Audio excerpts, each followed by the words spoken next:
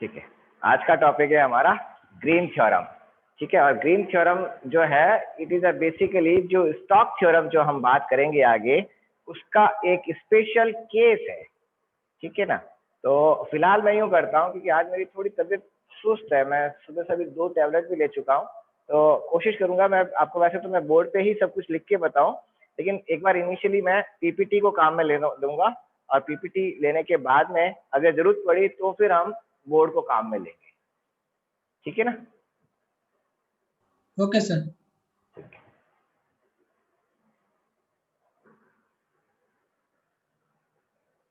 Okay, आपको PPT दिखाई देने लगी? Yes sir. ठीक है, तो मैं फुल स्क्रीन कर लेता हूँ। Stokes theorem versus Green theorem. Then क्या लिखा हुआ है, तो बीच में जो आता है वो डिस्टर्ब करता है। Stokes theorem can be regarded as a higher dimensional version of Green theorem. तो जो मैं अभी कह रहा हूँ आपको बात, कि green theorem basically stock theorem का एक स्पेशल केस है। स्टॉक थ्योरम जो है वो एक बहुत मतलब हायर डायमेंशनल थ्योरम आ जाती है, उसका एक स्पेसिफिक वर्जन जो है वो हमारी ग्रीन थ्योरम है। Green theorem relates a double integral over a plane region D to a line integral around its plane boundary curve। अब इसका क्या मतलब हुआ, तो वो अभी मैं आगे बताऊंगा कि हमारा इसमें क्या कर रहे हैं कि हमने एक रीजन सेलेक्ट किया, और उस रीजन की बाउंड्री के ऊपर जब हम उसका इंटीग्रेशन कर रहे हैं, लाइन इंटीग्रेशन, वो उसकी सरफेस इंटीग्रेशन को रिलेट करती है ग्रीन थ्योरम। और स्टॉक थ्योरम भी क्या करती है, स्टॉक थ्योरम का भी यही काम है। Stokes theorem relates the surface integral over a surface S to a line integral around the boundary curve of S। अब दोनों लाइंस को एक साथ में पढ़ के देखो, आपको क्लियर हो जाएगा।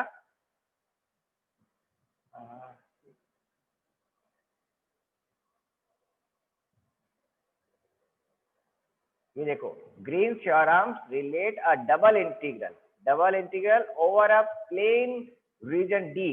प्लेन रीजन डी के ऊपर ग्रीन थ्योरम जो क्या कहती है कि उसका डबल इंटीग्रल अगर अपन करते हैं किसका, वेक्टर का, to a line integral around its, और उसका लाइन इंटीग्रल अराउंड इस प्लेन बाउंड्री, उस बाउंड्री के चारों तरफ प्लेन अगर आपने लाइन इंटीग्रल किया, उन दोनों को रिलेट करती है। डबल इंटीग्रल को लाइन इंटीग्रल से रिलेट करती है on a plane boundary curve.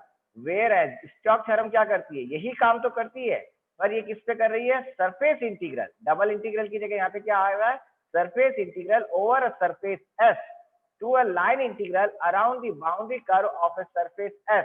तो यहाँ पर अब क्या हुआ, सरफेस कुछ भी हो सकती है। वो सरफेस आपकी पहले वाले केस में, ग्रीन के केस में क्या फर्क आ रहा है, ग्रीन के केस में प्लेन बाउंड्री है, प्लेन सरफेस है, प्लेन रीजन है, जबकि दूसरे केस के अंदर प्लेन रीजन नहीं है। दूसरे रीजन के अंदर कोई भी रीजन हो सकता है, वो हमारा अलोंग एक्स वाई जेड किसी भी रीजन में हो सकता है। ठीक है, नाउ नेक्स्ट, अब इसी चीज को आगे देखें। अब देखो यहाँ पर मैंने एक डायग्राम बनाया है, ये फिगर देखो। इस फिगर के अंदर यहाँ पर मेरे पास में एक्स एक सरफेस है, और ये सरफेस 3 डायमेंशनल में है। जब 3 डायमेंशनल में ये सरफेस है, और इसके ऊपर देखो मैंने एक आदमी भी बना रखा है, ये आदमी हमारा एंटी क्लॉकवाइज डायरेक्शन के अंदर जा रहा है, एंटी क्लॉकवाइज डायरेक्शन के अंदर जा रहा है। तो ये जो सरफेस है, वो सरफेस हमेशा उसके लेफ्ट साइड के अंदर रह रही है, और सरफेस का नॉर्मल अपवर्ड नॉर्मल एंड इसका अपवर्ड नॉर्मल है। ये सरफेस 3 डायमेंशनल है। अब इस 3 डायमेंशनल सरफेस का अगर मैं सरफेस इंटीग्रल करता हूं, तो सरफेस इंटीग्रल क्या हो जाएगा, dx dy plus dy dz plus dz dx। Surface integral किसके बराबर होगा, इस पूरी लाइन पर जो आदमी चलेगा, उस लाइन का सरफेस इंटीग्रल, वो तो हो जाएगा स्टॉक थ्योरम। और अगर ये सरफेस 3 डायमेंशनल में नहीं होगी, 2 डायमेंशनल में अगर है, तो वो कौन सा केस हो गया हमारा, वो केस हो जाएगा ग्रीन थ्योरम, जिसके अंदर हम प्लेन की बात कर रहे हैं। वो हो जाएगा प्लेन के अंदर। The orientation of S includes the positive orientation of the boundary curve। Boundary curve जो C है, जो बाउंड्री कर्व है, उसके ऊपर क्या है, पॉजिटिव ओरिएंटेशन शो कर रहा है। This means if one walk in a positive direction around, positive direction means anti-clockwise direction के अंदर around the sea with your head pointing in a direction of n, हमारा head कहाँ है, upward direction के अंदर head है, ठीक है. The surface will always be on your left side. Surface हमेशा आपकी left side में रहेगी. जब भी आप इस surface से घूमोगे, surface आपकी left side के अंदर रह रही है. तो इस सरफेस पर जब आप इंटीग्रेशन करते हैं तो वो हमको मिलेगा, स्टोक्स थ्योरम हमको मिलेगी. नाउ अगेन, अब कर्ल और डाइवर्जेंस के फॉर्म में ग्रीन्स थ्योरम को हम लिख सकते हैं. ये तो वही सब कुछ लिखा हुआ है. सबसे नीचे देखो, अब हम क्या कर रहे हैं, सबसे पहले अब हम ग्रीन्स थ्योरम को करेंगे, फिर हम स्टोक्स थ्योरम की बात करेंगे. तो ग्रीन्स थ्योरम के अंदर हम क्या करेंगे, then we consider a vector field. हमने एक वेक्टर फील्ड लिया, F is equal to P I cap plus Q J cap. हमने एक वेक्टर फील्ड काम में लिया, P I cap plus Q J cap. एक सेकंड, मैंने वो स्टार्ट की क्या रिकॉर्डिंग, मुझे चेक करने दो भाई, नहीं तो फिर ये होगा कि आपने पढ़ाया नहीं, ये नहीं किया. चेक.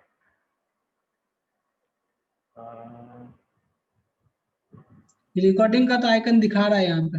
ठीक है, चल रहा है, ठीक है भाई, नहीं तो यहाँ पे क्वेश्चंस बहुत ज्यादा उठते हैं. देन अब देखो हमारे पास में क्या है, जो अभी मैं आपसे बात कर रहा हूँ, इक्वेशन क्या आ रही है हमारी, जो हम इक्वेशन को लिख रहे हैं वो इक्वेशन है F is equal to P I cap plus Q J cap. अब ये इक्वेशन से हमको मालूम पड़ रहा है कि ये हमारी एक्स और वाई प्लेन के अंदर है, यानी कि ये प्लेन की एक प्लेन के अंदर हमारा वेक्टर है. ठीक है, जब ये प्लेन के अंदर वेक्टर है तो इसका अगर मैं लाइन इंटीग्रेशन करूंगा, तो लाइन इंटीग्रेशन चार प्लेन के चारों तरफ मैं लाइन इंटीग्रेशन कर रहा हूं, that is close integration line के ऊपर. ठीक है, उसकी बाउंड्री पर F dot d are line integration हो गया, विच इज इक्वल टू किसके बराबर होगा, इंटीग्रेशन पी. पी क्या है, एक्स का कंपोनेंट है I cap, P I cap लिखा हुआ है, that is P D x plus Q D Y. ये हो गया इसका हमारा लाइन इंटीग्रेशन. क्लियर. और अभी इसी वेक्टर का अगर मैं कर्ल निकालता हूं, कर्ल क्यों निकालूंगा मैं, क्योंकि ये फील्ड क्या है, चारों तरफ है, उसके बाउंड्री के चारों तरफ है, तो बाउंड्री के चारों तरफ जब वो कर्ल रोटेट कर रहा है, तो उसका जब मैंने कर्ल निकाला तो वो कर्ल, अब यहाँ पे मेरे पास में एक्स कम, इसमें क्या क्या है हमारे पास में, P I cap Q J cap, K cap वाला कंपोनेंट नहीं है, only X and Y component है हमारे पास में. तो हमने क्या किया, जब इसको मैं इसका कर्ल निकाल रहा हूं तो कर्ल में क्या आएगा, आई cap J cap K cap, और के कैप का कंपोनेंट क्या होगा, जीरो कंपोनेंट है. तो इसका जब कर्ल निकाला तो ये कर्ल क्या हुआ, delta Q by delta X minus del P by del Y के, ये मेरा इसका कर्ल का कंपोनेंट हुआ. और ये किसके अंदर हो रहा है, वेक्टर फील्ड. एफ जो है वो वेक्टर फील्ड है, किस पर है, आर क्यूब पर. आर क्यूब क्या, कि जो हमारा पूरा जो ग्रुप है एक्स वाई जेड का, उस ग्रुप के अंदर एफ फील्ड हमने डिसाइड इसमें काम में लिया है.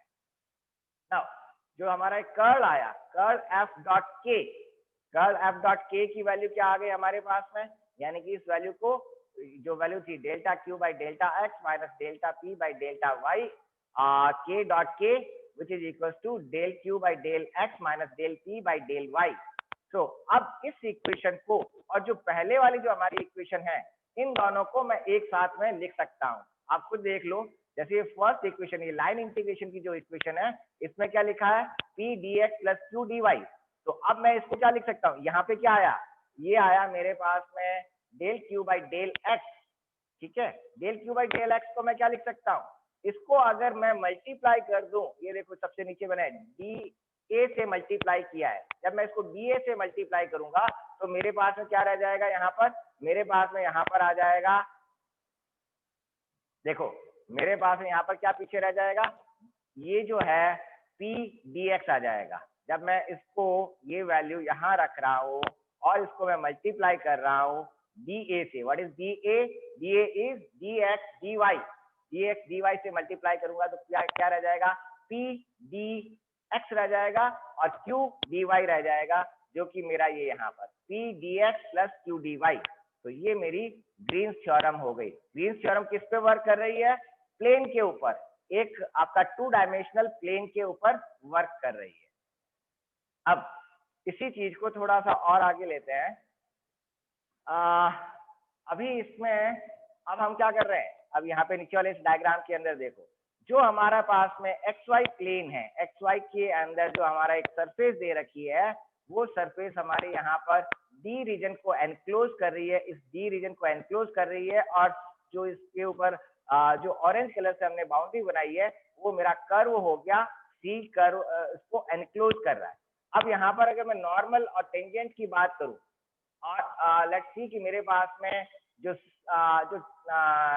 इस पे जो हमारा जो वेक्टर है, वो वेक्टर है हमारा, ये यहाँ पे जो लिखा जो सी वेक्टर है, सी मीन्स टेंजेंशियल जो वेक्टर आएगा वो कितना हुआ, X T is equal sorry R T is equal to X T I cap plus Y T J cap. ठीक है, ये हमारा वेक्टर इक्वेशन हो गई, जो सी की जो वेक्टर इक्वेशन है, जो लाइन पर जो वेक्टर है उसकी equation. Then unit tangent vector कैसे निकालेंगे, यूनिट टेंजेंट वेक्टर डेफिनेटली निकल जाएगा। हमको क्या करना है, इसके हम मैग्नीट्यूड से इसको डिवाइड कर देते हैं। तो मैंने लिखा X dash T upon R dash I cap plus Y dash T upon R dash का ये मैग्नीट्यूड ऑफ आर डैश जो हमारा वेक्टर है उसके हमने उसका मैग्नीट्यूड से डिवाइड कर दिया जे कैप। ये हो गया मेरा टेंजेंशियल वेक्टर। अगर ये मेरा टेंजेंशियल वेक्टर है तो मैं इसका नॉर्मल में निकाल सकता हूँ, और नॉर्मल सिंपल सा निकलता है। आप जानते हो कि मेरे पास में ए डॉट बी जीरो होता है ना। ए डॉट बी जब जीरो होता है, कब जीरो होगा, when A and B both are at 90 degree. तो ए मेरे पास में टेंजेंशियल वेक्टर गिवन है, तो मैं उसका नॉर्मल वेक्टर निकाल सकता हूँ। और नॉर्मल वेक्टर की वैल्यू क्या आ गई, डायरेक्ट मैंने लिख दी है यहाँ पे, नॉर्मल वेक्टर की वैल्यू आ गई Y dash divide by are dash I cap minus X dash upon mod are dash J cap. ये मेरा नॉर्मल वेक्टर हुआ। अब इस नॉर्मल वेक्टर को हमने, इसी नॉर्मल वेक्टर को हमने कहाँ पे काम में ले लिया, जो हमारी इक्वेशन है उस इक्वेशन के अंदर हम इसको काम में ले लेते हैं। कहाँ पर, जो हम इसका जब मैं इसका इंटीग्रेशन कर रहा हूँ, जो लाइन पर इंटीग्रेशन कर रहा, जो इसका सरफेस इंटीग्रेशन क्या कहते हैं इसको, जब मैंने इसको इंटीग्रेट किया F X Y D S, तो इसको क्या लिख सकता हूँ मैं, F X Y D S को मैं लिख सकता हूँ integration A to B. A to B कौन सा रीजन, जिस रीजन के अंदर मेरे पास में ये इक्वेशन है आर, जो लाइन जो बाउंड्री की जो इक्वेशन आ रही है। तो integration A to B F X Y T, और मल्टीप्लाइड किससे हो गया, ये मल्टीप्लाइड हो गया ये D X by D T square plus D Y by D T square का रूट एंड डी टी से मल्टीप्लाई हो गया। एंड व्हाट इज दिस, ये मेरे पास में क्या आ गया, ये मेरे पास में ds की वैल्यू है ना। ds की वैल्यू कहाँ से आ गई, ds क्या हुआ हमारा, जो हमारे पास में जो उसकी डायमेंशन है, उस डायमेंशन से मैंने इसका मल्टीप्लाई कर दिया। तो मेरे पास में अब मैं इसको जो f है, इसको मैं अगर f डॉट s कैपिटल, ये मेरा वेक्टर है ना, इस वेक्टर को अगर मैं मल्टीप्लाई करता हूँ एन कैप से, जो एन कैप यूनिट वेक्टर है उससे मैंने अगर मल्टीप्लाई किया, देन आई कैन राइट, इधर भी मैं इसको ऐसा कैसा लिखूंगा, F dot N integration A to B F dot N R dash D T. Then अब एफ डॉट एन क्या है, तो एफ की वैल्यू, वेक्टर एफ की वैल्यू जो हमारे पास में स्टार्टिंग में थी, वेक्टर एफ की वैल्यू ये जो लिखी हुई है, ये वेक्टर एफ, एंड हमारे पास में एन कैप की वैल्यू, ये एन कैप की वैल्यू, इन दोनों को मैं यहाँ पे मल्टीप्लाई कर रहा हूँ एफ डॉट एन। तो एफ डॉट एन की वैल्यू मैंने निकाली, P X T Y dash T divide by mod are dash T minus Q X T Y T X dash T divide by are dash mod are dash multiplied by ये जो हमारा इसका जो magnitude है उससे मैंने इसको multiply कर दिया, मल्टीप्लाइड बाई डी टी।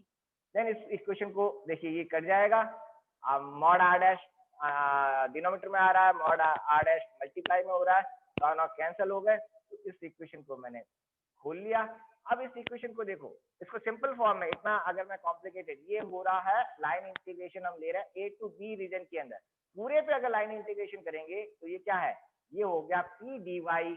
इसको तो यहाँ पे ये हमारा सिर्फ एक पर्टिकुलर रीजन के लिए है, पूरे पे अगर इंटीग्रेशन करेंगे तो P d y minus Q d x हो जाएगा, और P d y minus Q d x किसके बराबर हो जाएगा, ये मेरा डबल इंटीग्रेशन जो सरफेस इंटीग्रेशन है, सरफेस इंटीग्रेशन की इक्वेशन कौन सी, ये अभी हमने यहाँ पर जो लिखी थी सरफेस इंटीग्रेशन जो आया था, इसका मैं सरफेस इंटीग्रेशन, ये कर्ल की वैल्यू आई और कर्ल का सरफेस इंटीग्रेशन मैंने लिख लिया, तो इससे ये वैल्यू के बराबर हो गया। तो व्हाट इज दिस, व्हाट ये क्या है, ये मेरा कर्ल है ना, ये रहा ये कर्ल की वैल्यू। तो मेरे पास में ये हो गया यहाँ पर line integration of vector is equal to surface integration of curl over the same area, ये मेरी ग्रीन्स थ्योरम है। अब आप इसको एक बार लिखना चाहो तो मैं एक बार रुक रुक के इसको चलता हूँ, आप इनको लिखते रहो इक्वेशन को, या मैं आप कहो तो मैं बोर्ड पे इन इक्वेशन को लिख लूँ, क्योंकि आज मेरी थोड़ी सी तबीयत क्या सुस्त हो रखी है, कुछ ज्यादा ही अभी परेशान चल रहा हूँ। नहीं जो कोई दिक्कत नहीं, लिख लेते थे। तो आप या मैं बोर्ड पे लिख लेता हूँ, क्योंकि मुझे भी क्या है कि यूँ पढ़ाना बड़ा अजीब लगता है। चलो जो जो मैंने बताया उसको मैं एक बार बोर्ड पे लिखते हैं, फिर बाद में वापस हम इसी पे आते हैं। Okay sir. स्क्रीन हट गया, ये क्या बोर्ड आ गया नहीं आया, आ गया बोर्ड। ठीक है।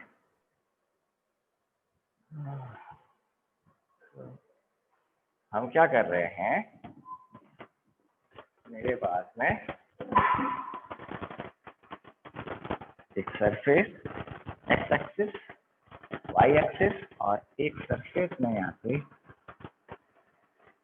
ड्रॉ कर ली जो कि डी एरिया को एनक्लोज कर रही है, और ये जो आपका जो आउटर बाउंड्री है वो सी आउटर बाउंड्री है, और जो हमारा वेक्टर फील्ड है वो वेक्टर फील्ड है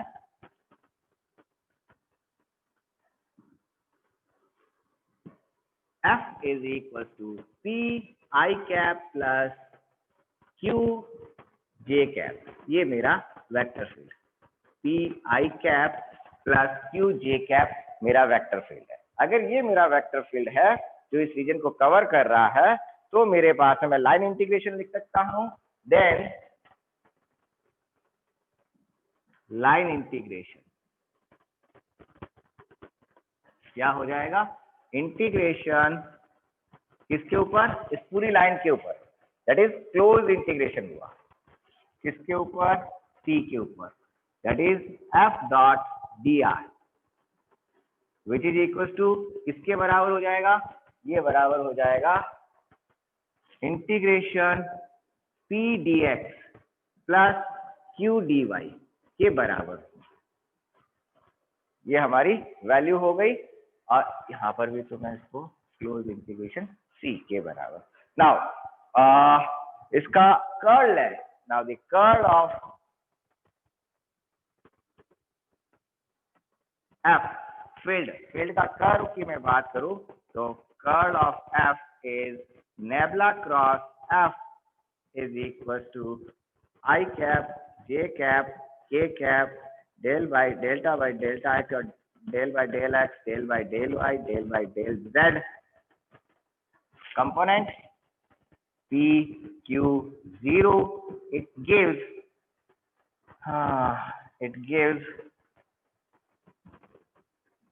del Q by del X minus del P by del Y multiplied by K cap।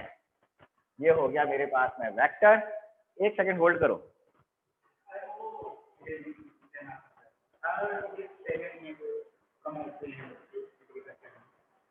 मेरे पास छोड़िए सर, आप क्यों करते हो। रोहित आया हुआ है क्या, रोहित को कह दो ना, तो वो संजय से कह दो ना।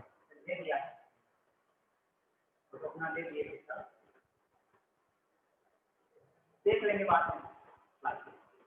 मेरी आज लगातार अभी 2 क्लास है, उसके बाद में मुझे वहां बुलाया है।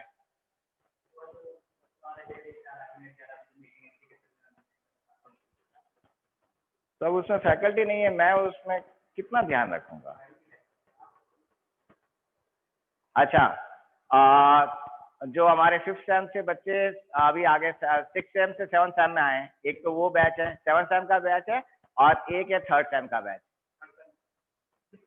5th में कोई बच्चा नहीं है, 7th और 3rd में। 3rd वाले जो बच्चे हैं उनका आपको मिल जाएगा 2nd सेम से, 2nd सेम से मिल जाएगा, मतलब ये मैडम से मिल जाएगा। भव्या मैम नहीं आई है? हाँ, तो अब उनके पास में वो 3rd सेम का मिलेगा। 7th सेम का जो निकालना है, 6th सेम का जो 5th सेम की आप मार्कशीट आप निकाल लो, हम उससे बना देते हैं, और तो क्या है। आपके पास है बच्चों की मार्कशीट पड़ी है 5th सेम की,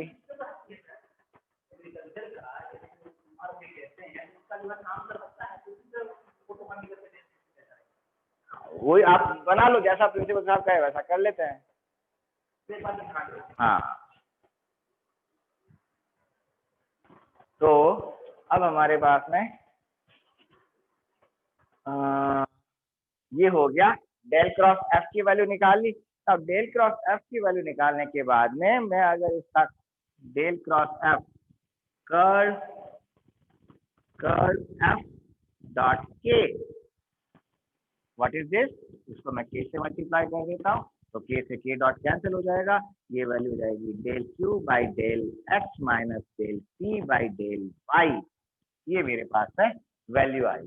देन आई कैन राइट कि मीन्स मेरे पास में अब हमारे जो कर्ल की इक्वेशन जो ग्रीन्स थ्योरम है वो क्या हो जाएगी कि line integration of vector over surface D F dot d are is equal to double integration of a curl f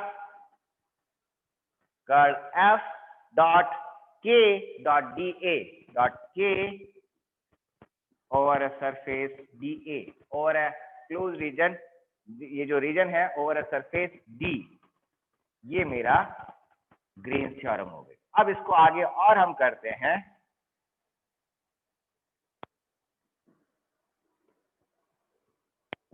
पहले यहां तक लिख लो, मैं फिर बोर्ड साफ करके फिर मैं आगे इसको और लिखता हूं।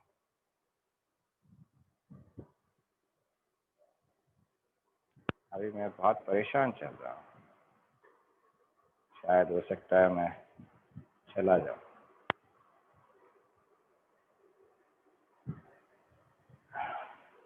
कहाँ जाइएगा सर? यहाँ ज्यादा परेशान करने लग गए, आपको कोई और पढ़ा देंगे।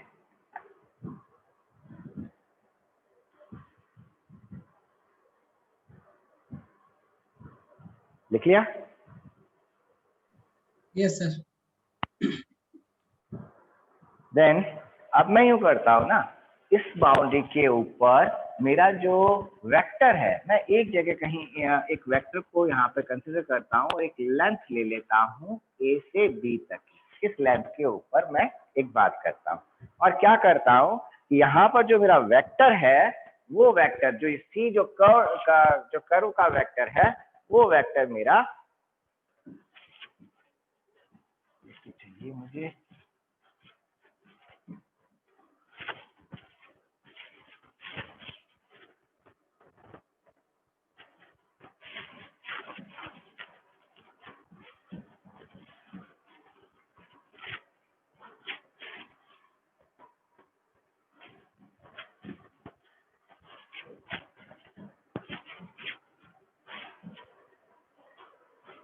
हाँ मेरे पास में, अब मैं इसको इसमें नहीं लिख रहा हूँ, एक मैं दूसरे फंक्शन के साथ में लिख रहा हूँ कि मेरे पास में जो आर जो पोजीशन वेक्टर है, वो पोजीशन वेक्टर लाइक मेरे पास में एक मैं पोजीशन वेक्टर ड्रॉ कर लेता हूँ, ये मेरा पोजीशन वेक्टर हो गया आर, और इसको मैं एक दूसरे का फंक्शन ले लेता हूँ टी का function, r is a function of t. Okay, then मेरे पास में ये जो फंक्शन है वो किसका क्या है, x T I cap plus Y T J cap. Then अगर ये मेरा फंक्शन है तो मैं इसका ये जो मेरा वेक्टर है सी वेक्टर जो है, इसका मैं अगर टेंजेंट की बात करूं तो वो टेंजेंट मैं निकाल सकता हूं, और टेंजेंट कितना होगा, ये मेरा है क्या है ये मेरा vector C, vector on boundary C, ये देन टेंजेंट मैं निकाल सकता हूं, और वो टेंजेंट कितना हो गया टी, इसको मैं टी डैश से लिख देता हूं, टी और टी से लिख दिया, चलिए टी से लिख देते हैं, and which is equal to x dash T divide by are dash t I cap plus Y dash t r dash t mod, ये इसकी वैल्यू हुई, है ना। अगर ये मेरा टेंजेंट है, कहां पर, इस पॉइंट पर टेंजेंट की इक्वेशन, ये टेंजेंट टी, तो इसका मैं नॉर्मल, इसका नॉर्मल, ये एक्चुअली मैंने गलत बना लिया ना, इसका अगर मैं नॉर्मल, इसका नॉर्मल आया यहाँ पर एन कैप, तो वो नॉर्मल की इक्वेशन क्या हो जाएगी, देयरफॉर नॉर्मल, वो क्या हुआ, एन कैप टी इज, इसका नॉर्मल निकालेंगे, नॉर्मल कैसे निकालेंगे, नॉर्मल निकालेंगे जैसे हमारे पास में होता है A dot B is 0, that is A is perpendicular to B, तो ए मेरे पास में टेंजेंशियल कंपोनेंट मालूम है, मुझे इसका नॉर्मल कंपोनेंट निकालना है, तो नॉर्मल कंपोनेंट क्या होना चाहिए कि इसको मैं मल्टीप्लाई करूं तो मेरा रिजल्टेंट 0 आ जाए, तो वो वैल्यू मेरे पास में हो जाती है Y dash T divide by are dash T, यहाँ पे जे कैप, यहाँ पे I cap, minus X dash T divide by are dash T J cap. अब देखो इन दोनों को अगर आप मल्टीप्लाई करते हो तो क्या होगा, आई कैप को दोनों को मल्टीप्लाई करोगे तो क्या हो जाएगा, x dash y dash minus y dash x dash y dash, तो 0 हो गया, तो ये मेरा नॉर्मल हो गया, जो इस टेंजेंट पर नॉर्मल है, ये मेरी नॉर्मल की वैल्यू है। फंक्शन मेरा ये गिवन है, तो अब मैं क्या करूंगा, जब फंक्शन मेरे पास में गिवन है, नॉर्मल मेरे पास में आ गया, तो नॉर्मल और इस फंक्शन को मैं मल्टीप्लाई कर लेता हूं, और इस मल्टीप्लाई करूंगा तो मेरे पास में वैल्यू आ जाएगी, जो हमारे, जो इसका जो मुझे निकालना है, जो लाइन इंटीग्रेशन निकालना है, तो integration C F dot, line integration निकालने के लिए n cap multiplied by d s, जो सरफेस है, ये यहाँ पर एरिया मैंने जो लिया d s area, d s जो लाइन सेगमेंट जो लिया, डी एस लाइन सेगमेंट से, and what is this, it will be किसके बराबर, किसके ऊपर अभी फिलहाल हम कर रहे हैं, ए टू बी, फिलहाल मैं ए टू बी कर रहा हूँ, देन फिर मैं इसको एक्सटेंड कर दूंगा, फिलहाल ए से बी का ले रहा हूँ, फिर मैं इसको क्लोज इंटीग्रेशन में पूरा मैं कन्वर्ट कर दूंगा, तो ए टू बी क्या, एफ डॉट एन कैप और मल्टीप्लाइड बाई इस डीएस जो है, इस डीएस को मैं क्या लिख सकता हूँ, व्हाट इज डीएस, जो स्मॉल मैंने रीजन यहाँ पे सेलेक्ट किया, इट इज इक्वल टू, किसके बराबर होगा ये स्मॉल रीजन, हमारे यहाँ पे हम फंक्शन किसका ले रहे हैं, टी का फंक्शन ले रहे हैं, तो ये हुआ r dash t multiplied by D t, ये मेरा स्मॉल रीजन, जो सेगमेंट में यहाँ पे लाइन पे जो एक हल्का सा जो लाइन का टुकड़ा जो कंसिडर कर रहा हूँ, वो r dash t multiplied by D t के बराबर है, ठीक है, आर डैश टी मीन्स इसका मॉड, बेसिकली मॉड है, सो मैं इसको क्या लिख सकता हूँ, vector n, vector n multiplied by n cap multiplied by d s की जगह मैं लिख सकता हूँ r dash t multiplied by D t. Now f dash की वैल्यू, सॉरी वेक्टर एफ, ये रहा P plus P I cap plus P j cap dot n cap, ये रहा मेरे पास में एन कैप, इन दोनों की वैल्यू मैं यहाँ रख लेता हूँ, जब दोनों को मैं मल्टीप्लाई कर रहा हूँ तो क्या होगा, आई से आई कैप से मल्टीप्लाई हो जाएगा, जे कैप से मल्टीप्लाई हो जाएगा, तो मेरा ये इंटीग्रेशन हो जाएगा, integration A to B P is a function of X, और एक्स किसका फंक्शन है, टी का, P is a function of X and Y, so मैं इसको सिंपल ही लिख देता हूँ पी, अदरवाइज तो एक्स वाई लिख लीजिए आप, पी एक्स वाई, और एक्स वाई खुद किसके फंक्शन है, टी के फंक्शन है, तो या तो इसको पूरा लिखो एक्स वाई टी, ये ये हुआ p मल्टीप्लाइड बाय किससे होगा, इससे y dash t divide by mod r dash t। ठीक है, ये वैल्यू आई मेरी, ये जो फर्स्ट कंपोनेंट है वो f डॉट n का। देन सेकंड कंपोनेंट q, अब मैं सेकंड कंपोनेंट पूरा नहीं लिख रहा हूँ, सिंपल सा लिख रहा हूँ, q x y multiplied by minus है तो यहाँ पे माइनस ऑलरेडी मैंने लगा दिया, x dash T divide by mod are dash t bracket close and multiplied by जो यहाँ पर ये लिखा था मेरा r dash mod are dash t d t. तो आर डैश से आर डैश कैंसिल हो जाएगा, पीछे क्या रह गया मेरे पास है, पीछे जो मेरी वैल्यू रह गई वो, इसको लिख लो बाद में, ऊपर वाली लाइन साफ करके मैं लिख देता हूँ। क्या है कि मैं 2-3 दिन से नाइट सो भी नहीं पा रहा हूँ, जबरदस्ती मुझे खराब कर दिया, परेशान कर दिया। बोर्ड दिख रहा है थोड़ा सा, यस सर।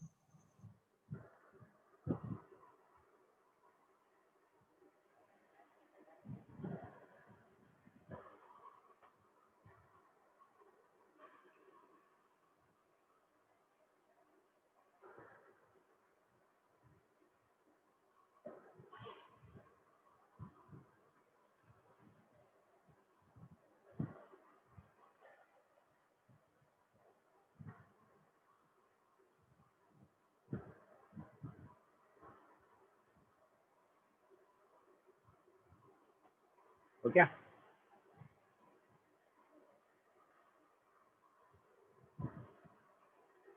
Yes sir. अब मैं इसको देखो, ये तो हमारा कैंसिल हो रहा है, आर डैश और ये वाला आर डैश, ये वाला आर डैश कैंसिल हो जाएगा। पीछे जो अब हमारे पास में रहा वो क्या रहा,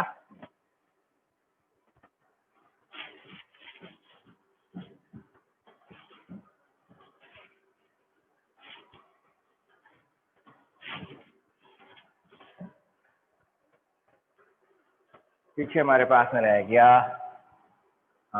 line integration F dot n cap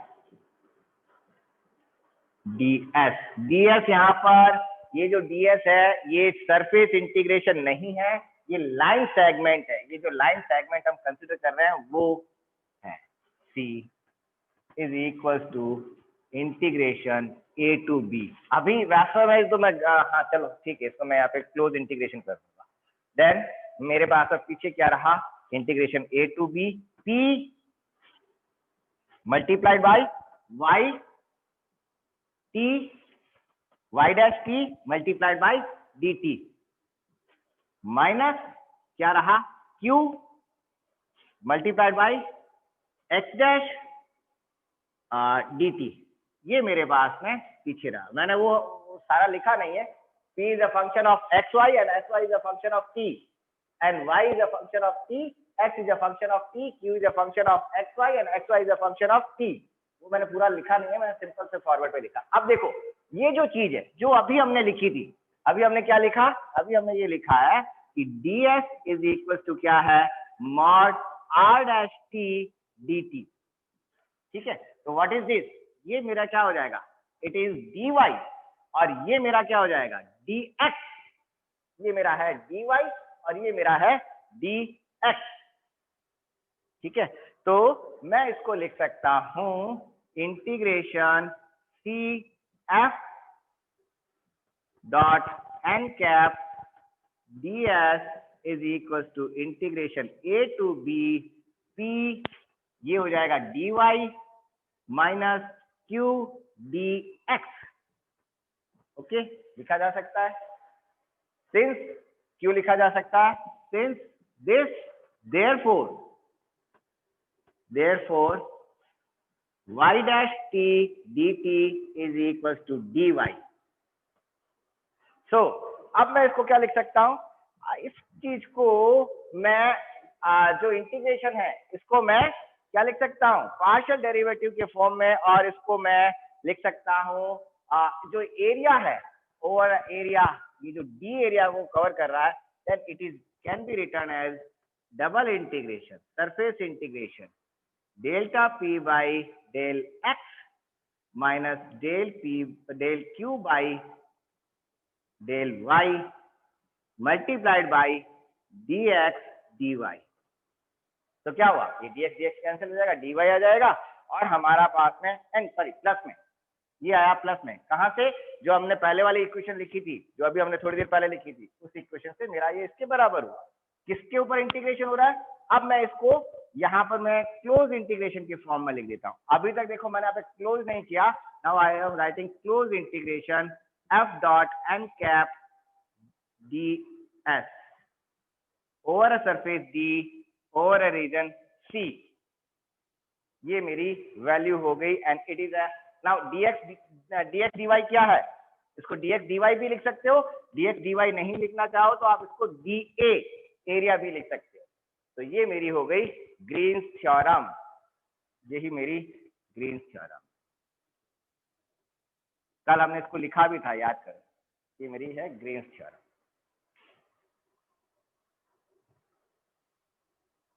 then ये जो चीज है, ये क्या हो गया, मैं मल्टीप्लाई किसको कर रहा हूं, इसको, ये वेक्टर है, वेक्टर f का डाइवर्जेंस डॉट मल्टीप्लाई हो रहा है मेरा, a से मल्टीप्लाई हो रहा है, तो बेसिकली ये मेरा डाइवर्जेंस है, ये जो वैल्यू है ये डाइवर्जेंस की वैल्यू है। तो आई can right in form of, ये जो मैंने अभी लिखी है, तो मैं यहाँ पे dA कर दूं, dx dy भी सही है, गलत नहीं है वो भी, ये यहाँ पे dA लिख दूं, तो ये मेरी हो गई ग्रीन थ्योरम इंटीग्रल फॉर्म। ये ग्रीन थ्योरम का इंटीग्रल फॉर्म, उससे पहले जो हमने लिखा था वो ग्रीन थ्योरम का कर्ल फॉर्म था। अब व्हाट इज दिस, ये चीज क्या हो जाएगी, ये मेरा डाइवर्जेंस है, डाइवर्जेंस ऑफ f का अगर मैं डाइवर्जेंस निकालूंगा तो ये वैल्यू आएगी। तो आई can right it close integration C f dot n cap ds, okay, इसको मैं n कैप ds भी लिख सकता हूँ, और मैं इसको डायरेक्ट भी लिख सकता हूँ ना, इसको ds वेक्टर के फॉर्म में भी मैं लिख सकता हूँ। So what is this, it is equal to double integration of, and this is divergence of किसका, ये क्या चीज है, P एंड Q f की वैल्यूज है, डाइवर्जेंस ऑफ f dA। ये मेरे पास में ग्रीन्स थ्योरम हो गई in terms of divergence form, in terms of divergence, ठीक है। The line integration of a normal component of f along C is equal to the double integration of divergence of f over a region D enclosed by C। ये line कह रही है, क्या line कह रही है, the line integration of f का line integration, f का कौन सा कंपोनेंट, जो n कैप की डायरेक्शन में, यानी कि जो नॉर्मल डायरेक्शन में है, नॉर्मल डायरेक्शन में मीन्स हर पॉइंट पर, लाइक इस पॉइंट पर अगर मैं बात करूं तो जो नॉर्मल की डायरेक्शन में जो कंपोनेंट बाहर निकल रहा है, किसका, फंक्शन का, उसका लाइन इंटीग्रेशन, यहाँ पर जो बाहर निकल रहा है वो इस पॉइंट पे, जो बाहर निकल रहा है वो इस पॉइंट पर, जो फील्ड है, फील्ड का कंपोनेंट जो बाहर निकल रहा है, उन सब पॉइंट का लाइन इंटीग्रेशन किसके बराबर होता है, it is equal to surface integration of divergence, divergence के सरफेस इंटीग्रेशन के बराबर है। अब डाइवर्जेंस किसके ऊपर, कौन सी बाउंड्री पे, कौन से एरिया पे, तो ये डी एरिया पर डाइवर्जेंस है, तो यहाँ पर ये D, line integration of a normal component of vector is equal to double integration of divergence divergence over a region D enclosed by C, ये मेरा डाइवर्जेंस थ्योरम भी है। ग्रीन्स थ्योरम को डाइवर्जेंस फॉर्म के अंदर भी हम लिख सकते हैं। ठीक है,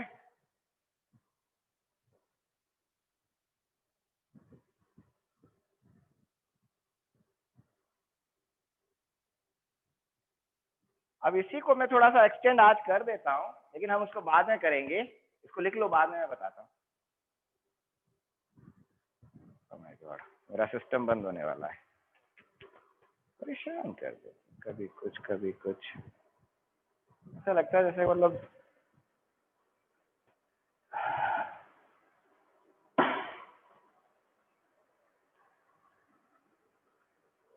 गुनाह कर देता हूँ।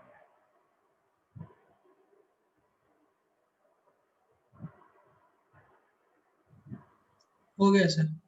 ठीक है, अब इसी चीज को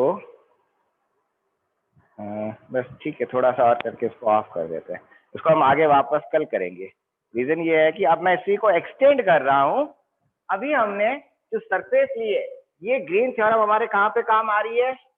applicable on plane, applicable on plane. Plane means 2D plane है ना, XY प्लेन है, YZ प्लेन है, उसके ऊपर एप्लीकेबल है। रैंडम सरफेस पे एप्लीकेबल नहीं है, मल्टी डायमेंशनल सरफेस पे एप्लीकेबल नहीं है। यानी कि अगर 2 डायमेंशनल की जगह 3 डायमेंशनल सरफेस हो जाए तब ये यहाँ पे थ्योरम एप्लीकेबल नहीं हो रही है। अगर मेरे पास में ये सरफेस, अब मान लीजिए मेरी 2 डायमेंशनल की जगह 3 डायमेंशनल सरफेस है, ये Z एक्सिस भी मैं ले लेता हूँ और ये थोड़ी सी यहाँ से उभरी हुई है। ओके, लाइक मेरे पास में ये रहे, ये देखो मेरे पास में सरफेस, अभी मैं सरफेस, इस सरफेस को ले रहा था। अब मैं क्या कह रहा हूँ, ये सरफेस बीच में से तो उभरी हुई 3 डायमेंशनल सरफेस है, तब उस केस में ग्रीन थ्योरम काम नहीं आएगी, है ना। यहाँ पे तो मेरा एरिया इसमें कैसे निकालेंगे? तब अब मैं इसको क्या करूंगा, इसी ग्रीन थ्योरम को मैं एक्सटेंड कर सकता हूँ। इसको 2 डायमेंशनल की जगह 3 डायमेंशन में अगर मैं ले लूं तो ये ग्रीन थ्योरम मेरी कन्वर्ट हो जाती है स्टोक्स थ्योरम में। और उल्टा मैं कहूं, प्रॉपर मैं अगर कहूं तो वो है कि जो स्टोक्स थ्योरम है, जो 3 डायमेंशनल केस की थ्योरम है, अगर मैं उसका हटा दूं, ये 3rd डायमेंशन हटा दूं, तो ये बन जाती है मेरी green theorem. Stokes theorem convert हो जाती है ग्रीन थ्योरम में। और ग्रीन थ्योरम बेसिकली क्या है? It is a special case of Stokes theorem. और उस केस में मेरा जो फॉर्मूला है उसमें हल्का सा चेंज सिर्फ यही करना है, जो अभी हमने लिखी, जो अभी हमने ग्रीन थ्योरम लिखी है, उसको हम कल और आगे डिटेल में करेंगे। देन उस केस में मेरे पास में हो जाएगा close integration F dot ds लिख दूं, ds मेरा dr लिख दूं, F dot dr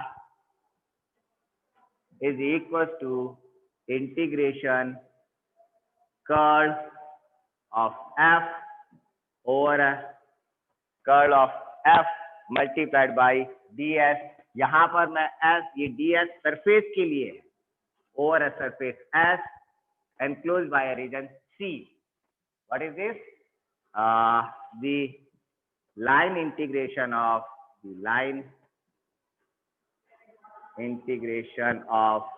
f, or line integration of f enclosed by a region, enclosed by a boundary C. Boundary C is equal to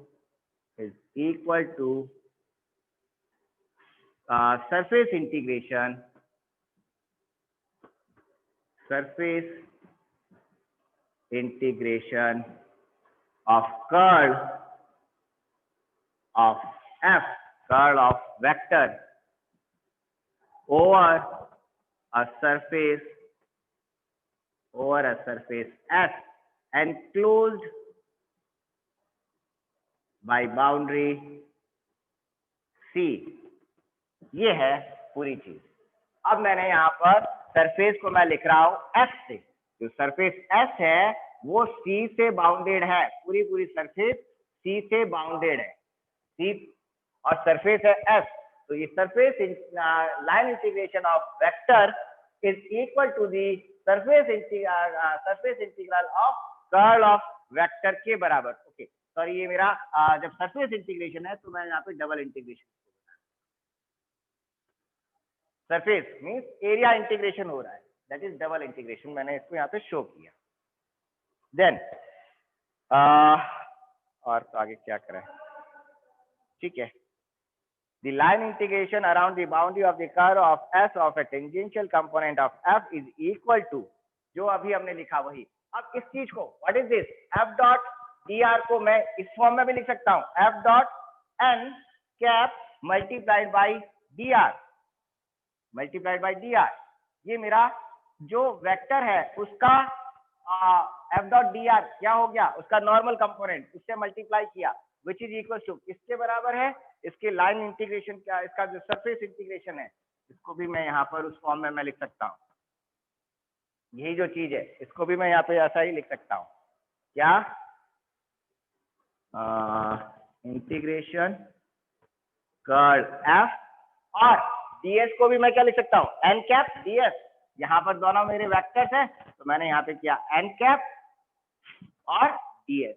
अब ds मेरा mod में है, ये यहाँ पर dr जो है वो मॉड dr है, उसका मैंने मैग्नीट्यूड ले लिया, n कैप मैंने अलग ले लिया, n कैप ds, ये भी मैं लिख सकता हूँ इसको, ठीक है। तो दिस इज स्टॉक थ्योरम। हम इसको कल, और इसको कल या जब भी हमारी नेक्स्ट क्लास होगी उसके अंदर हम इसको वापस एक बार करेंगे। फिलहाल तो यहाँ तक ही, फिर हम आगे अब कल करेंगे। आज मेरी तबीयत भी खराब हो रही है। ये ग्रीन थ्योरम हमारी हो गई थी, कल हम आगे स्टॉक थ्योरम की बात, हाँ कल हम आगे स्टॉक थ्योरम की बात करेंगे। यस सर, ठीक है भाई, बस thank you sir. Thank you. इसको लिख लिया? Yes sir. ठीक है, कल तो हमारी क्वांटम की क्लास रहेगी। यस।